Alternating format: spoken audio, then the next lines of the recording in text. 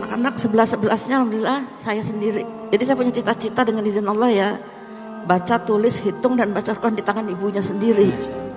Ini saya buat dari anak pertama sampai anak nomor 11, sebelum meninggal juga sudah banyak hafalan surat-surat pendeknya di juz 30. Umur 4 tahun Allah panggil. 4 tahun. Ya.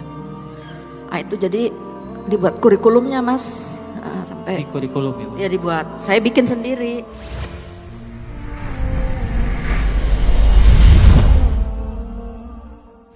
Bun, Iya. saya mau nanya ke Bunda deh. Siap. 10 Bun, 10 anak Bunda. Yang ada. Saya aja 3 Bun di rumah. Kadang suka bingung ngurusnya bagaimana.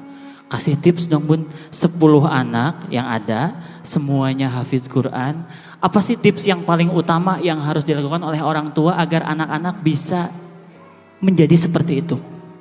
Itu Bun. Bismillahirrahmanirrahim. Rabbi shrah li sadri wa yassir li amri wahlul 'uqdatam min lisani yafqahu qawli. Pertama memang tips ya praktis. Boleh Bun. Menyandarkan diri kita kepada Allah Subhanahu wa taala. Karena anak ini titipan. Jadi minta tolong sama Allah. Hari itu kok saya tiap tahun melahirkan.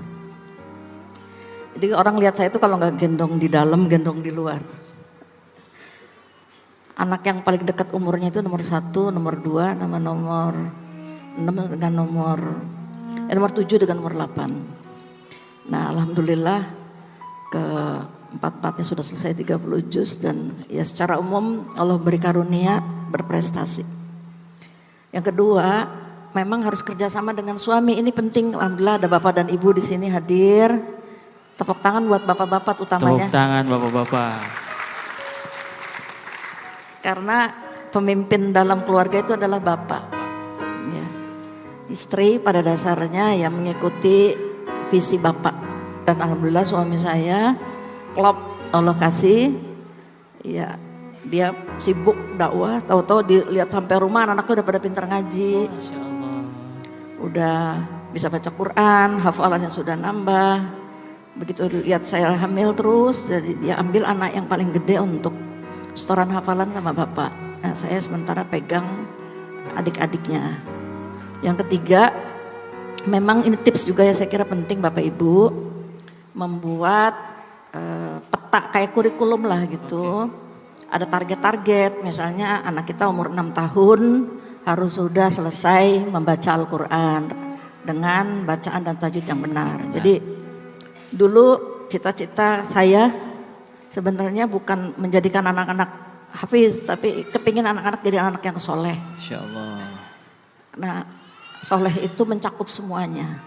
Nah, Allah kasih ya kemudahan untuk menghafal Al-Quran. Ini juga sesuai insya Allah dengan perintah Allah dalam Al-Quran. Rabbi habli minas solihin. Juga hadis Rasulullah SAW, waladun solihun yad'ulahu.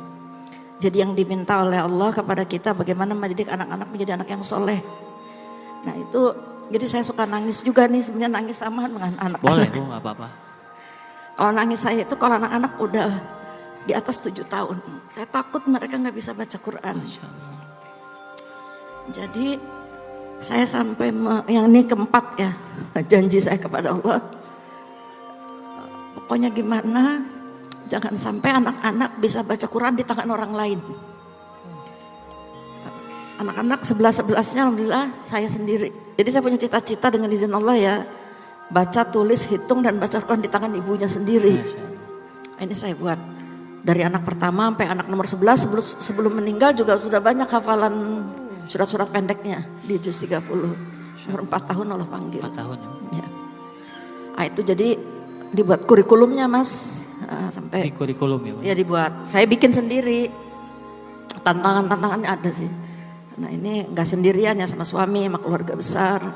Tapi memang harus istiqomah. Istiqomah. Itu yang kelima, kita harus konsisten. Kenapa bisa konsisten? Saya kira ini juga hadiah dari Allah Subhanahu wa taala, hidayah. Dan tiba-tiba ada perasaan takut kalau saya tiba-tiba Allah panggil anak-anak saya belum bisa baca Quran. Karena Al-Quran itu penting sekali dalam kehidupan kita. Ya alhamdulillah kemudian Allah buka pintu-pintu lainnya. Saya kira ini insya Allah. Masya Allah. Boleh tepuk tangan sekali lagi, itu luar biasa. Saya kayak ngerasa ngobrol sama ibu saya sendiri, maaf ya Mas ya. Kayaknya saya juga kalau ngobrol sama ibu kayak gini. Tapi memang tips-tips ini, wah super semua Kak Danu. Banget. Alhamdulillah. Bagaimana? Belum tentu bisa ngelakuinnya juga nih. Tapi tadi jadi motivasi juga buat saya di rumah nanti. Bang Ari juga gitu ya? Iya, Punya 3 aja Bang Ari ya? 3 betul. Tapi nggak sulung semua sih. Saya juga tadi bercanda kok. Oh, bercanda. Bercanda. Jadi jadi keluarga itu ternyata memang bisa dijadikan sebuah tim. Betul. Gimana caranya bisa bersama-sama saling kerjasama ya Bu ya. Ya. Saling bantu-membantu gitu. Yang udah bisa ngajarin adiknya gitu mungkin ya Bu ya. Iya, saya buat seperti itu. Jadi anak-anak jarang keluar rumah. Saya Masya bikin anak nomor 1 bertanggung jawab dengan anak yang nomor 9. Oh iya iya. Anak yang nomor 2 bertanggung jawab terhadap anak yang nomor 10. Jadi tingkat kesulitan yang paling tinggi dipegang oleh anak yang paling besar. Masya Allah. Sampai sekarang jadi masih ikatan saudara itu. Alhamdulillah. Jadi tidak hanya sekedar hubungan saudara damia ya, nasab, tapi juga hubungan-hubungan ideologis. Nah, ini saya bilang ini kelak akan menjadi saksi nanti di hadapan Allah bahwa tugas ibu dan bapak sudah ibu tunaikan.